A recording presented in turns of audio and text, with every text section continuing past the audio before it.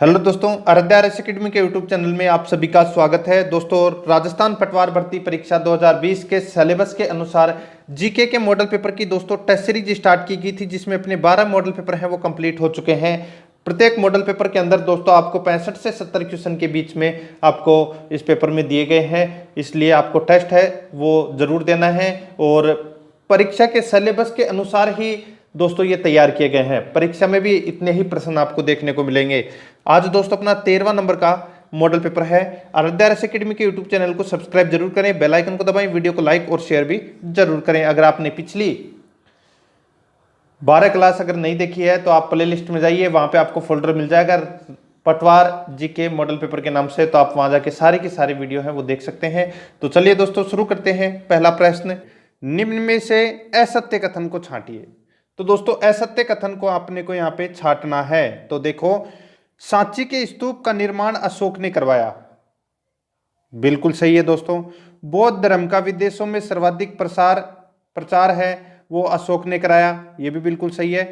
कलिंग युद्ध के बाद अशोक ने भेरी घोष के स्थान पर धम्म घोष को अपनाया, ये भी दोस्तों इसमें बिल्कुल सही है। चौथा देखो, चतुर्थ बौद्ध संगीति का आयोजन अशोक के काल में हुआ, तो दोस्तों ये गलत हो जाएगा। तृतीय बौद्ध संगीति का जो आयोजन है वो अशोक के समय हुआ था। चौथी बौद्ध संगीति का आयोजन है वो कनिष्क के समय हुआ था। ठीक है, तो दोस्तों आपको ये इसमें याद रखना है। देखो एक ट्रिक आपको याद रखनी है, अका अक, मैं बोलता हूं अका अक, ठीक है। ये 4 बौद्ध संगीतियां हुई है, इन राजाओं के समय हुई है। ठीक है, एक का मतलब अजात शत्रु, यानी कि पहली बौद्ध संगीति हुई थी अजात शत्रु के समय। दूसरी जो बौद्ध संगीति हुई थी वो का यानी कि कालाशोक के समय हुई थी। ठीक है, और तीसरी बौद्ध संगीति हुई थी ए यानी कि अशोक के समय हुई थी, और चौथी बौद्ध संगीति कै यानी कि कनिष्क के समय हुई थी। तो यहाँ पे दोस्तों डी नंबर का ऑप्शन वो गलत हो जाएगा, अपना असत्य कथन है ये। तो इस प्रश्न का राइट आंसर हो जाएगा डी नंबर का ऑप्शन। ठीक है, देखो मॉडल पेपर आपको पूरा देखना है, तभी आपके समझ में आएगा कि मेरे को कौन कौन से क्वेश्चन आते हैं, कौन कौन से नहीं आते। ठीक है, देखो सेकंड नंबर प्रश्न है, गुप्त काल में सिंचाई का सर्वोत्तम उदाहरण निम्न में से किस में मिलता है। सिंचाई का जो उदाहरण है वो दोस्तों गुप्त काल में किस में मिलता है। 4 ऑप्शन आपके सामने हैं, क्या हो जाएगा इस प्रश्न का सही उत्तर। वो है स्कंदगुप्त का जूनागढ़ अभिलेख। स्कंदगुप्त का जूनागढ़ अभिलेख है, उसमें दोस्तों गुप्त काल में सिंचाई का सर्वोत्तम उदाहरण देखने को मिलता है। ए नंबर ऑप्शन सही उत्तर। 3 नंबर का प्रश्न है, अशोक के शिलालेख या अभिलेख के संबंध में सत्य कथन है। तो अपने को सत्य कथन बताना है। 4 कथन दिए गए हैं, कौन सा इसमें कथन गलत है, कौन से कथन इसमें सही है, वो अपने को इसमें बताना है। सही कथन बताने हैं। ठीक है, तो देखिए दोस्तों यहाँ पे शाहबाजगढ़ी एवं मानसेरा के अभिलेख खगोष्ठी लिपि में लिखे गए हैं, बिल्कुल सही है दोस्तों। आगे देखो, तक्षशिला से प्राप्त अभिलेख अरमेइक लिपि में रचित हैं, ये भी इसमें बिल्कुल सही है। आगे देखो, कांधार से प्राप्त अभिलेख यूनानी व अरमेइक लिपि में रचित हैं, ये भी बिल्कुल सही है। चौथा देखो, लगमान यानी कि जलालाबाद से प्राप्त अभिलेख आरमेइक लिपि में रचित है। तो ये दोस्तों इसमें चारों के चारों कथन है वो बिल्कुल सही है। तो इस प्रश्न का राइट आंसर हो जाएगा डी नंबर का ऑप्शन। आगे देखिए 4 नंबर का प्रश्न है, अशोक के लघु शिलालेखों को स्थान प्राप्त से सुमेलित कीजिए। यानी कि कौन सा जो अभिलेख है वो कहां पर स्थित है, ये अपने को इसमें बताना है। तो देखिए दोस्तों यहाँ पे एक तरफ स्थान, दूसरी तरफ वर्तमान राज्य दे रखा है। तो रूपनाथ लघु शिलालेख है, ये कहां पर स्थित है। तो ये दोस्तों मध्य प्रदेश में है वर्तमान में। ठीक है, सहसाराम जो अभिलेख है वो कहां पर है। तो दोस्तों ये बिहार में है। ठीक है, और ब्रह्मगिरी लघु शिलालेख कहां पर है। तो ये कर्नाटक में है। और एरेगुडी जो लघु शिलालेख है वो कहां पर है। तो ये आंध्र प्रदेश में है। तो दोस्तों इसमें सारे के सारे सही सुमेलित किए गए हैं। तो इस प्रश्न का राइट आंसर हो जाएगा सी नंबर का ऑप्शन 1 2 3 4। आगे देखिए 5 नंबर का प्रश्न है, देखो सुमेलित कीजिए, एक तरफ साहित्य है और दूसरी तरफ रचनाकार है, यानी कि कौन से साहित्य की रचना किसने की है वो अपने को इसमें बताना है। ठीक है, बहुत अच्छा क्वेश्चन है, सभी को दोस्तों पता होना चाहिए। तो देखो मिलिंद पह साहित्य के रचनाकार कौन है, तो इसके रचनाकार हैं दोस्तों नागसेन। कौन है? नागसेन। कल्पसूत्र के रचनाकार कौन है, तो भद्रबाहु है। और बृहत कथाकोश ये इसके रचनाकार कौन है, तो दोस्तों इसके रचनाकार हरिसेन हैं। और मुद्रा राक्षस के रचनाकार विशाखदत्त हैं। ठीक है, तो इस प्रश्न का राइट आंसर हो जाएगा 2, 1, 3, 4 कूट भाषा में इसका सही उत्तर बी नंबर का ऑप्शन। 6 नंबर प्रश्न है, निम्न में से कौटिल्य के अनुसार असत्य कथन है। तो दोस्तों कौटिल्य के अनुसार अपने को असत्य कथन बताना है कि इनमें से कौन सा असत्य कथन है। तो देखिए दोस्तों, राजा सर्वशक्तिशाली होना चाहिए, बिल्कुल सही बात है दोस्तों। राजा को सर्वोत्तम व शक्तिशाली सेना रखनी चाहिए, ये भी इसमें बिल्कुल सही है। राजा को सभी निर्णय स्वयं लेने चाहिए, सलाह व सहायता के लिए मंत्रियों की युक्ति नहीं की जानी चाहिए, ये गलत है दोस्तों। क्योंकि सलाह व सहायता के लिए मंत्रियों की युक्ति तो करनी बहुत ज़रूरी है। ठीक है, जैसे अपने देश का प्रधानमंत्री है वो भी सलाह के लिए मंत्रिमंडल स्थापित करता है। ठीक है, तो ये इसमें गलत दे रखा है। तो यहाँ पे अपने को असत्य कथन ही पूछा था, तो अपना सी नंबर का ऑप्शन इसका राइट आंसर हो जाएगा। आगे देखिए 7 नंबर का प्रश्न है दोस्तों, गुप्तकालीन रचनाओं व रचनाकारों को सुमेलित करें। तो एक तरफ साहित्य है और दूसरी तरफ रचनाएं हैं, यानी कि किसकी रचना किसने की थी वो अपने को इसमें बताना है। तो देखिए दोस्तों, यहाँ पे हरिसेन की रचना है, हरिसेन साहित्य की रचना है, ये दोस्तों प्रयाग प्रशस्ति में की गई थी। सॉरी, ये दोस्तों उल्टा दे रखा है यहाँ पे। ठीक है, तो रचनाएं एक तरफ है दोस्तों, ये तो रचनाएं हैं और ये है रचनाकार। ठीक है, ये रचनाकार हैं, मिसप्रिंट हो रखा है। ठीक है, रचनाकार है। अब देखो प्रयाग प्रशस्ति यानी कि हरिसेन के द्वारा रचित ग्रंथ कौन सा है, वो है दोस्तों प्रयाग प्रशस्ति। कालिदास के द्वारा दोस्तों कुमार संभव, और वात्स्यायन के द्वारा कामसूत्र, और बुद्ध घोष के द्वारा विशुद्धिमग्ग। ठीक है, तो ये सारे के सारे इसमें सही सुमेलित किए गए हैं। इस प्रश्न का राइट आंसर हो जाएगा 1, 2, 3, 4। ठीक है, यानी कि ए नंबर ऑप्शन सही उत्तर। 8 नंबर प्रश्न है, इसमें देखिए भारत का विदेशों के संबंध के बारे में सत्य कथन का चयन करना है, कि यानी कि कौन सा कथन है वो इसमें सत्य है। तो देखिए दोस्तों 4 कथन अपने को यहाँ पे दे रखे हैं।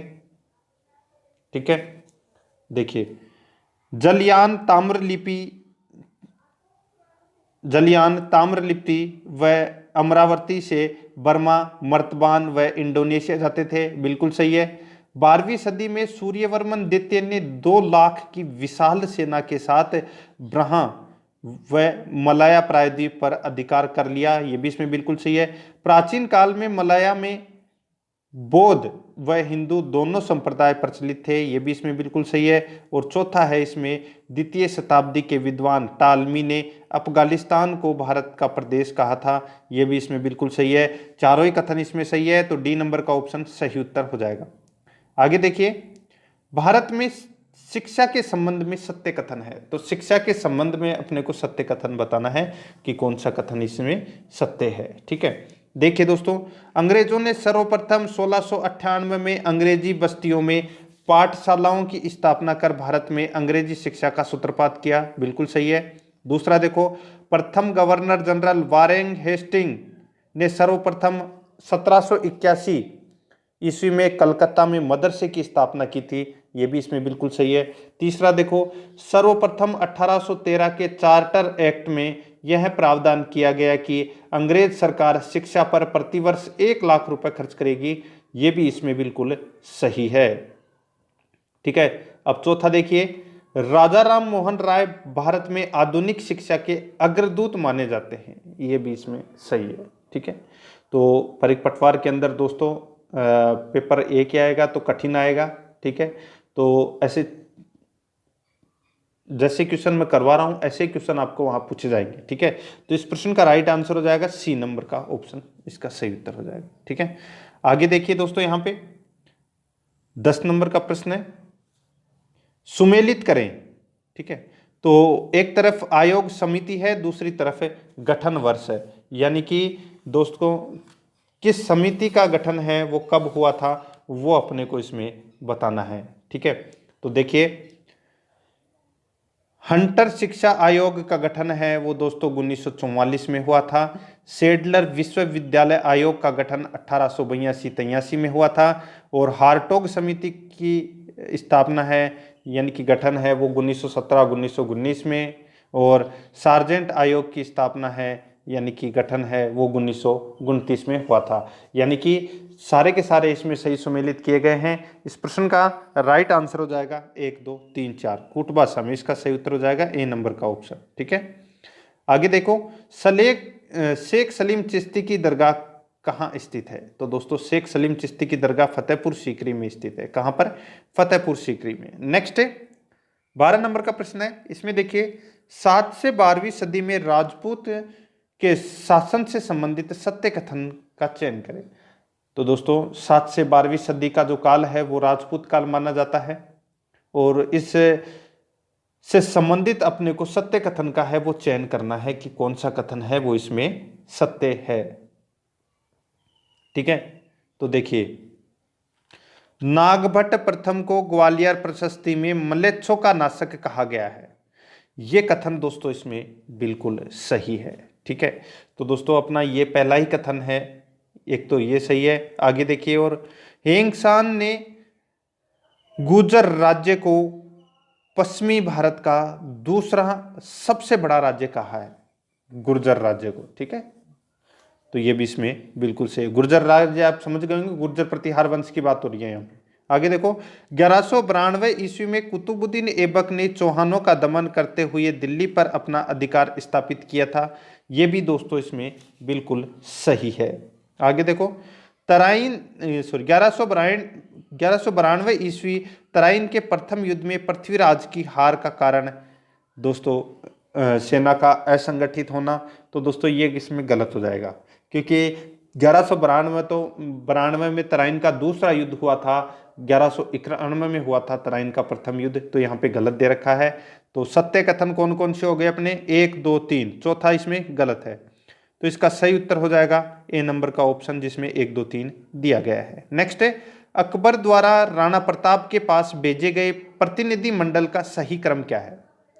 तो सही क्रम है, उसकी ट्रिक मैं आपको काफी बार बता चुका हूं, जमा भटू, ठीक है। जलाल खां, मान सिंह, भगवंत दास, टोडरमल, ये इनका सही क्रम है। जलाल खां दोस्तों 1572 में गया था और बाकी के तीनों हैं वो 1573 में गए थे, ठीक है। और ये इनकी क्रम के अनुसार ही ट्रिक है। जलाल खां, मान सिंह, भगवंत दास, टोडरमल, डी नंबर का ऑप्शन इसका सही उत्तर हो जाएगा। आगे देखो, बेंगू किसान आंदोलन के संबंध में सत्य कथन का चयन अपने को इसमें करना है कि कौन सा कथन है वो इसमें सत्य है। तो देखिए दोस्तों, बेंगू किसान आंदोलन का नेतृत्व रामनारायण चौधरी ने किया था, बिल्कुल सही बात है दोस्तों, किया था। आगे देखो, बेंगू किसान आंदोलन के दौरान 1921 में मेनाल किसान सभा में किसानों व ठाकुर अनूप सिंह के मध्य समझौते को विजय सिंह पथिक ने बोल्शेविक समझौते की संज्ञा दी। ये गलत हो जाएगा दोस्तों, ठीक है। विजय सिंह पथिक ने कोई बोल्शेविक समझौते की संज्ञा है वो नहीं दी थी। आगे देखो, अलवर किसान आंदोलन के दौरान मई 1928 में नीमूचना हत्याकांड की घटना हुई थी, बिल्कुल सही है। चौथा देखो, माणिक्य लाल वर्मा ने बिजोलिया किसान आंदोलन के दौरान पंछीड़ा गीत की रचना की थी, ये सही है इसमें, ठीक है। तो इसका राइट आंसर क्या हो जाएगा, वो है दोस्तों इसमें 1 3 4, दूसरा इसमें गलत है। तो कूट भाषा में इसका सही उत्तर हो जाएगा बी नंबर का ऑप्शन सही उत्तर। आगे देखो, 15 नंबर का प्रश्न है, सुमेलित करें। एक तरफ है संस्था का नाम, दूसरी तरफ है संस्थापक, यानी कि कौन सी संस्था के संस्थापक हैं वो कौन है वो अपने को इसमें पता होना चाहिए। तो देखो, नागरी प्रचारणी सभा के संस्थापक कौन है? तो ज्वाला प्रसाद जिज्ञासु हैं, ठीक है। भरतपुर प्रजा परिषद के संस्थापक कौन है? तो जुगल किशोर चतुर्वेदी हैं, ठीक है।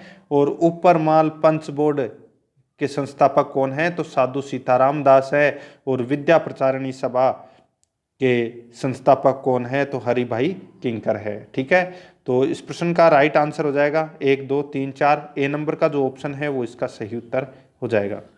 16 नंबर का प्रश्न है, वर्ष 2011 के अनुसार जिलों का घनत्व सुमेलित करें।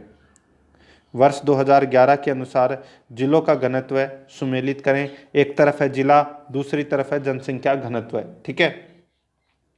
तो दोस्तों अपने को बताना है कि कौन से जिले के अंदर जनसंख्या घनत्व कितना है, वो पता होना चाहिए दोस्तों अपने को, ठीक है। तो दोस्तों देखिए यहां पे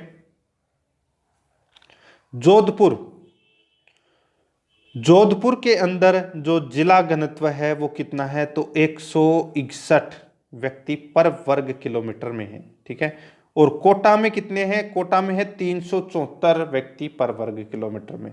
अजमेर में है दोस्तों 305 और भरतपुर में है 503, ठीक है। तो इस प्रश्न का जो राइट आंसर हो जाएगा वो है दोस्तों 2 1 3 4, कूट भाषा में इसका सही उत्तर हो जाएगा बी नंबर का जो ऑप्शन है वो सही उत्तर। 17 नंबर का प्रश्न है, मरु पर्यटन सर्किट में सम्मिलित नगर हैं। तो कौन कौन से सम्मिलित नगर हैं, तो दोस्तों आप देख सकते हैं बीकानेर, जैसलमेर, बाड़मेर, जोधपुर, ठीक है। ये मरु पर्यटन सर्किट में सम्मिलित नगर हैं, ठीक है। तो इसमें सी नंबर ऑप्शन सही उत्तर। आगे देखिए 18 नंबर प्रश्न है, सुमेलित करें। एक तरफ है अभ्यारण्य, दूसरी तरफ है वृक्ष प्रजाति, यानी कि कौन सा अभ्यारण्य में कौन सी वृक्ष प्रजाति पाई जाती है। तो दोस्तों आप यहाँ पे देख सकते हैं कि जयसमंद अभ्यारण्य में दोस्तों कौन सी वृक्ष प्रजाति पाई जाती है, तो इसमें दोस्तों केवड़ा वृक्ष प्रजाति पाई जाती है, ठीक है। जमवा रामगढ़ में खस, ठीक है, खस प्रजाति। और सीता माता जो अभ्यारण्य है इसमें दोस्तों सागवान, ठीक है। और दर्रा के अंदर धोकड़ा, ठीक है। तो इस प्रश्न का राइट आंसर हो जाएगा 2 1 4 3, यानी कि ए नंबर का ऑप्शन इसका सही उत्तर। नेक्स्ट है, राजस्थान की हस्तकलाओं को सुमेलित करें। यानी कि एक तरफ हस्तकला है, दूसरी तरफ है प्रसिद्ध स्थान है, तो कौन सी हस्तकला कहाँ की प्रसिद्ध है वो अपने को पता होना चाहिए। तो देखो अजरक प्रिंट कहाँ की है, तो बाड़मेर की। बादला दोस्तों जोधपुर के। नमदे हैं वो टोंक के प्रसिद्ध है। और ब्लैक पाटड़ी कोटा की, ठीक है। तो इसमें सारे के सारे सही सुमेलित किए गए हैं। ये प्रश्न काफी इजी है, आपको पता भी होना चाहिए। तो 1 2 3 4 इस प्रश्न का सही उत्तर, ए नंबर का जो ऑप्शन है वो इसका सही उत्तर। आगे देखिए, राजस्थान में गैर पारंपरिक ऊर्जा स्रोतों से ऊर्जा उत्पन्न करने हेतु निम्न में से कौन सी नोडल एजेंसी है। तो गैर पारंपरिक ऊर्जा स्रोतों से ऊर्जा उत्पन्न करने हेतु वो नोडल एजेंसी कौन सी है, तो वो नोडल एजेंसी है दोस्तों राजस्थान अक्षय ऊर्जा निगम लिमिटेड। डी नंबर का जो ऑप्शन है वो इसका सही उत्तर। नेक्स्ट है, किस संविधान संशोधन द्वारा अनुसूचित जाति अनुसूचित जनजाति का राज्य विधानसभा में आरक्षण 2020 तक बढ़ाया गया है। तो जो ये आरक्षण है वो 2020 तक बढ़ाया गया है, तो ये कौन से संविधान संशोधन में ये किया गया था, तो ये किया गया था दोस्तों कौन से संविधान संशोधन में, तो 97वें संविधान संशोधन में किया गया था ये, ठीक है। तो डी नंबर ऑप्शन सही उत्तर है। आगे देखिए, संघ व राज्यों के मध्य राज्यों के आपसी विवाद उच्चतम न्यायालय के निम्न में से किस क्षेत्राधिकार के अंतर्गत आते हैं। तो यानी कि संघ व राज्यों के मध्य या राज्यों के मध्य जो आपसी विवाद होता है, ठीक है, उस विवाद को दोस्तों सुप्रीम कोर्ट के कौन से क्षेत्राधिकार के अंतर्गत लिया जाता है, तो वो लिया जाता है दोस्तों मौलिक क्षेत्राधिकार के अंतर्गत, ठीक है। तो डी नंबर ऑप्शन सही उत्तर। नेक्स्ट है, राज्यसभा को निम्न में से किस किस मामले में पहल का अधिकार प्राप्त है, तो किस किस मामले में पहल का अधिकार प्राप्त है, तो वो है दोस्तों अखिल भारतीय सेवाओं के सृजन व समाप्ति का इनको अधिकार है, ठीक है। अगर नई अखिल भारतीय सेवा प्रशासनिक सेवा का अगर पद सर्जित करना है तो वो राज्यसभा कर सकती है, और समाप्त करना है तो वो भी राज्यसभा ही कर सकती है, ठीक है। तो ये अधिकार प्राप्त है राज्यसभा को, बी नंबर ऑप्शन सही उत्तर। आगे देखो, निम्न में से सत्य कथन है, तो कौन सा सत्य कथन है? तो देखिए यहाँ पे मैं आपको डायरेक्ट बता देता हूं, धन विधेयक केवल लोकसभा में ही सर्वप्रथम प्रस्तुत हो सकता है। बिल्कुल सही बात है दोस्तों, धन विधेयक है वो लोकसभा में ही प्रस्तुत किया जाता है, और वो भी राष्ट्रपति की पूर्व अनुमति के बाद में ये लोकसभा में प्रस्तुत किया जाता है। ठीक है, तो इसमें सी नंबर का ऑप्शन इसका सही उत्तर हो जाएगा। आगे देखो, राज्य सूची के विषयों में संशोधन करने के लिए आवश्यक है, तो क्या आवश्यक है संशोधन करने के लिए? तो देखिए, संसद के दोनों सदन अलग अलग 2/3 बहुमत से पारित करे तथा आधे से अधिक राज्यों की विधानसभाएं संकल्प पारित करे। ठीक है, तो ये दोस्तों राज्य सूची के विषय में संशोधन के लिए आवश्यक है ये चीजें। ठीक है, तो डी नंबर ऑप्शन इसका राइट आंसर हो जाएगा। ये बाकी के 3 है वो गलत है।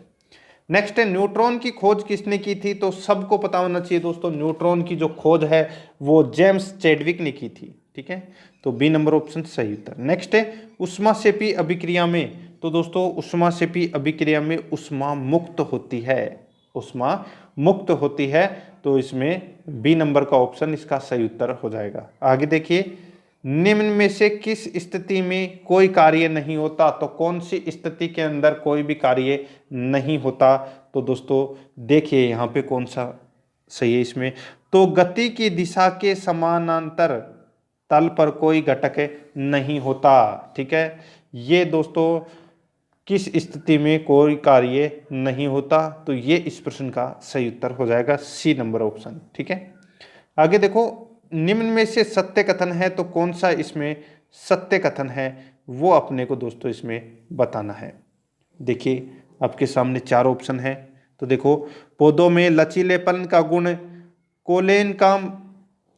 कोलेन का मीमा के कारण होता है, यानी कि पौधों में जो लचीलापन का जो गुण है वो कोलेन का इमा के कारण होता है। देखो, स्त्री कोशिकाएं स्टोमेटा में पाई जाती है, बिल्कुल सही है। पत्तियों की एपिडर्मिस में छोटे छोटे छिद्रों को स्टोमेटा कहते हैं, ये भी इसमें बिल्कुल सही है। तो इसका राइट आंसर हो जाएगा उपरोक्त सभी कथन है वो सत्य है, इसमें दिए गए सारे कथन हैं वो सत्य है।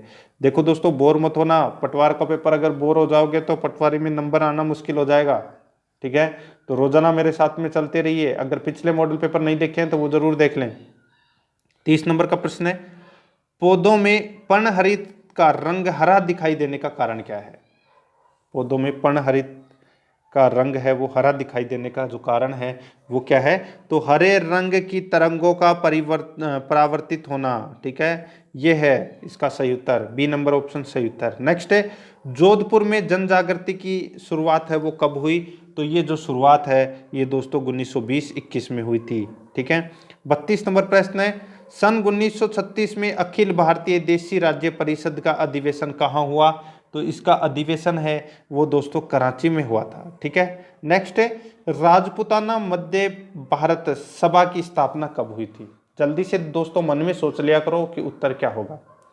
राजपूताना मध्य भारत सभा की स्थापना है वो कब हुई थी? तो ये हुई थी दोस्तों कब? 1919 में। नेक्स्ट है, चिरंजी लाल शर्मा ने किस प्रजामंडल की स्थापना की थी? तो कौन से प्रजामंडल की स्थापना की थी? तो वो है करौली की। ठीक है, करौली प्रजामंडल की स्थापना की थी चिरंजी लाल शर्मा ने। नेक्स्ट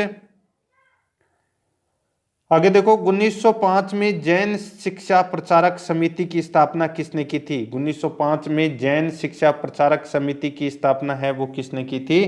तो दोस्तों ये की थी अर्जुन लाल सेठी ने। ठीक है, ए नंबर का ऑप्शन सही उत्तर। 36 नंबर प्रश्न है, सन 1927 में हरिभाऊ उपाध्याय ने किस आश्रम की स्थापना की थी? तो दोस्तों 1927 के अंदर हरिभाऊ उपाध्याय ने कौन से आश्रम की स्थापना की थी? तो वो है हटुंडी आश्रम की। ठीक है, तो इसमें बी नंबर की ऑप्शन है वो इसका सही उत्तर हो जाएगा। 37 नंबर प्रश्न है, मंत्री विमल शाह ने देलवाड़ा के प्रसिद्ध जैन मंदिर विमल शाही का निर्माण कब करवाया था?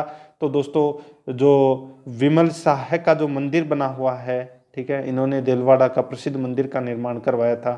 ठीक है, ये गुजरात के चालुक्य शासक के मंत्री थे, तो इन्होंने जो निर्माण करवाया था वो कब करवाया था? तो 1032 ईस्वी में करवाया था। ठीक है, तो इसका राइट आंसर हो जाएगा ए नंबर ऑप्शन। आगे देखो, 1178 ईस्वी में गुजरात के शासक मूलराज द्वितीय ने मोहम्मद गोरी को किस युद्ध में पराजित किया था? तो दोस्तों मोहम्मद गोरी को गुजरात के शासक मूलराज द्वितीय ने पराजित किया था, तो वो उस युद्ध का नाम था दोस्तों आबू का युद्ध। क्या कहते हैं उसको? आबू का युद्ध हुआ था ये। ए नंबर ऑप्शन सही उत्तर। आगे देखो, पुनर्जागरण के समय काम आए शब्द रेनेसा से क्या तात्पर्य है? पुनर्जागरण के समय काम आए शब्द रेनेसा से तात्पर्य है, तो रेनेसा से क्या तात्पर्य है? तो पुनर्जन्म से तात्पर्य है दोस्तों इसका। ठीक है, तो बी नंबर ऑप्शन सही उत्तर। राजस्थान में 1885 में किस जिले में आर्य समाज की स्थापना हुई थी? तो आर्य समाज की स्थापना है वो अजमेर जिले में हुई थी, सबको पता है। 41 नंबर प्रश्न है, निम्न में से रासायनिक परिवर्तन का पता नहीं लगता है? तो रासायनिक परिवर्तन का जो पता है वो दोस्तों बाहर में परिवर्तन में नहीं लगता है। डी नंबर का ऑप्शन सही उत्तर हो जाएगा इसका। नेक्स्ट है, बायोडीजल बनाने में किस वनस्पति का उपयोग किया जाता है? तो उस वनस्पति का नाम है दोस्तों रतनजोत। ठीक है, क्या नाम है? रतनजोत। तो इसमें ए नंबर ऑप्शन सही उत्तर। 43 नंबर प्रश्न है, सभी प्रकार के एलिफेटिक यौगिकों का जन्मदाता किसे कहा जाता है? तो सभी प्रकार के एलिफेटिक यौगिकों का जन्मदाता है वो किसे कहा जाता है? तो ये कहा जाता है दोस्तों मीथेन को। ठीक है, नेक्स्ट है, साबुन का घोल दिखाई देता है, तो साबुन का घोल कैसा दिखाई देता है? तो साबुन का जो घोल है वो दोस्तों बादल जैसा दिखाई देता है। नेक्स्ट है, निम्न में से क्लोरोकार्बन का सूत्र है, तो क्लोरोकार्बन का जो सूत्र है वो क्या है? तो वो है दोस्तों CFCl2।